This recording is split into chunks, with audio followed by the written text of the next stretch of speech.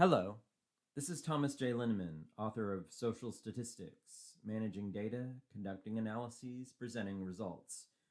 This is the From Idea to Presentation video that accompanies one of the examples from Chapter 10 in the textbook. The main dependent variable, the only dependent variable I'm going to be analyzing in this analysis is the immigration index that I built using General Social Survey 2014 data. Let's start with a bar graph of that variable.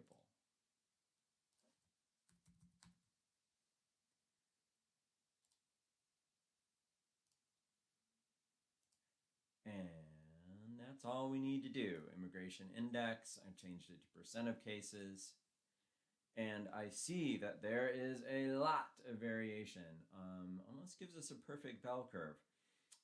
There are a few people who have no support for immigration, a few people that have full support for immigration, but a lot of people are in between on this very controversial topic. One variable that we might think might be connected to this variable, might explain some of the variation in this variable, is years of education. I'm going to do a regression of that right now.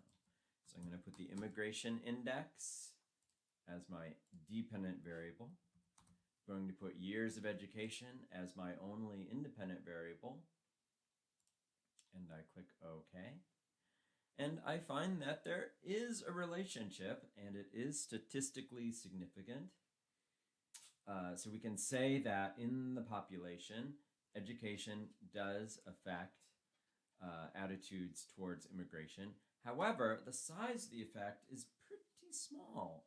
Every year of education only produces a 0.12 point increase on that index. Remember, the index ranges from 0 to 24, so that's a pretty tiny effect. So I'm wondering if something else might be going on here. One way to get a feel for this would be to look at things graphically.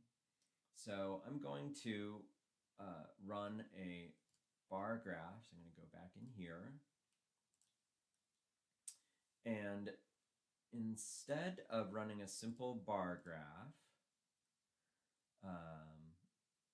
I'm going to look at the means on the immigration index for each year of education.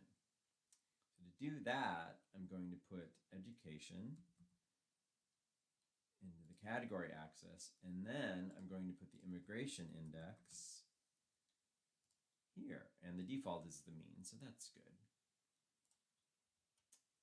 And we see that from, say, 11 up to 20, there does seem to be a pretty clear relationship that as education increases, as one might expect, support for immigration also increases. However, people with very low levels of education seem to support immigration quite a bit. So that tells us that something else is going on. Now, granted, there aren't a lot of respondents who have 0, 1, 3, or 5 years of education, but those people, few though they may be, do tend to support immigration.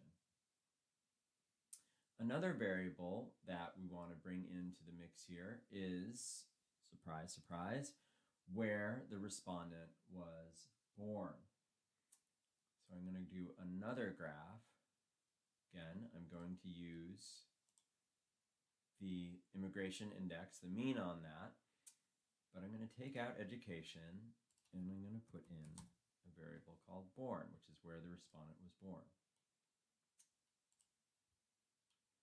And here I see that, no surprise, if a respondent was not born in the US, they have more support for immigration than those who were born in the US.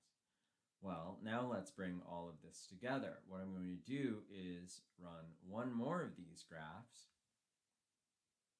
but now I'm going to use where someone was born up against years of education.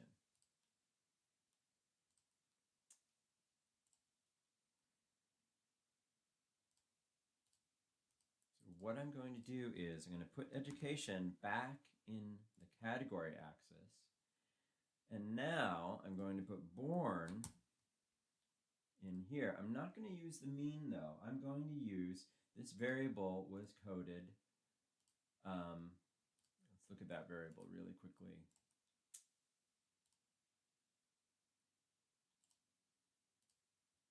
Actually, what we're going to do is we're going to look at the percentage of the cases that answered that they were not born, which was coded as 2 on this variable.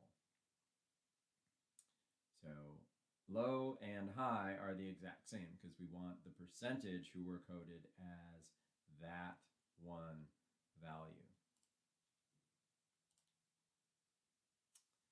And we see that for those with little education, and of course that's not very many cases, but a lot of those people are people that were born outside of the country, outside of the US. So that kind of tells us that what we might have going on here is one of those suppressor variables. Born is acting as a suppressor variable, suppressing the effect of education on immigration attitudes. I'm going to go back in to my regression. I'm going to add the born variable. Use this version of it into my regression. I'm going to run it again. And now I see that that variable is helping to explain a lot of the variation. And it has the effect that we already saw in the bar graph, a very large effect, 4 points higher if you were born outside of the country. Highly significant. However, the big punchline here is that the effect of education has gone up from a 0.12 to about a 0.19. So once we control for the suppressor variable, the effect of education has gone up. Now I'm going to switch over to PowerPoint and show you a presentation version of this same example.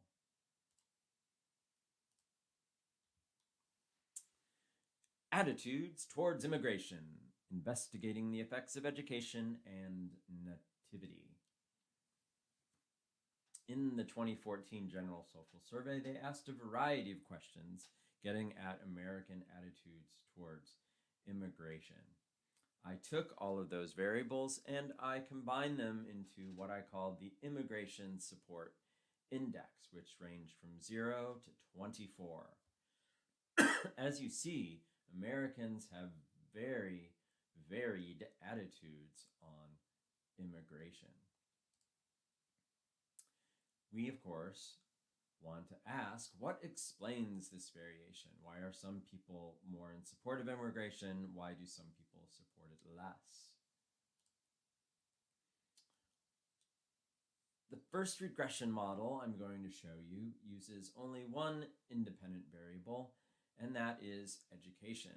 My hypothesis was that the more education someone has, the more they will support immigration. We do find that that is the case. However, we're only seeing a tenth, just a little over of a tenth of a point increase in immigration support for every additional year of education. And this variable explains only 1% of the variation in immigration attitudes. However, we want to not end there. We want to go on and try to figure out what's going on. Perhaps another variable is suppressing the full effect of education. So what we see here is that among those with kind of from high school degrees onward, there is this relationship that I hypothesize. The more education you have, the more you support immigration. However, among those respondents and there are not very many of them, but among those respondents who have very little education, they tend to support immigration quite a lot.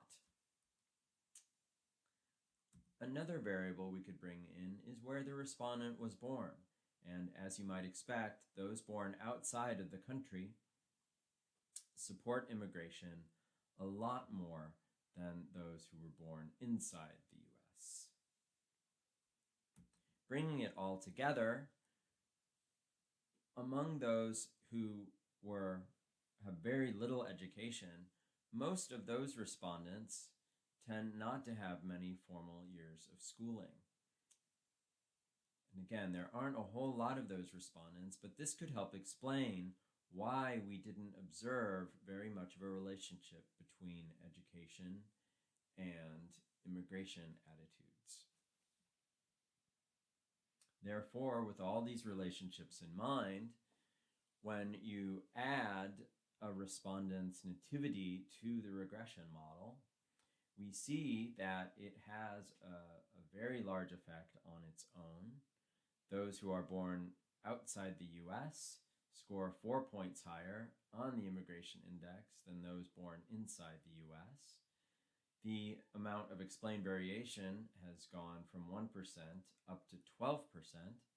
And most importantly, the effect of education has gone up from 0.12 to 0.19.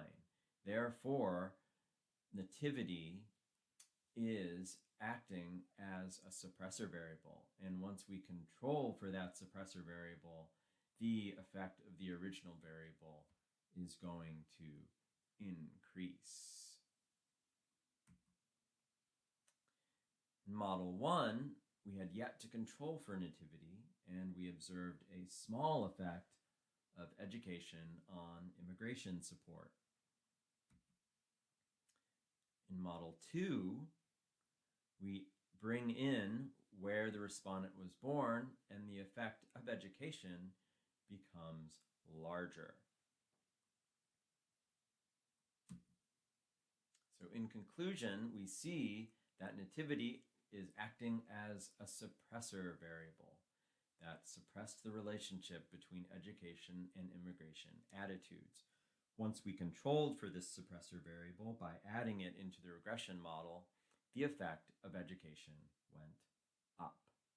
And that is the end of this From Idea to Presentation video for Chapter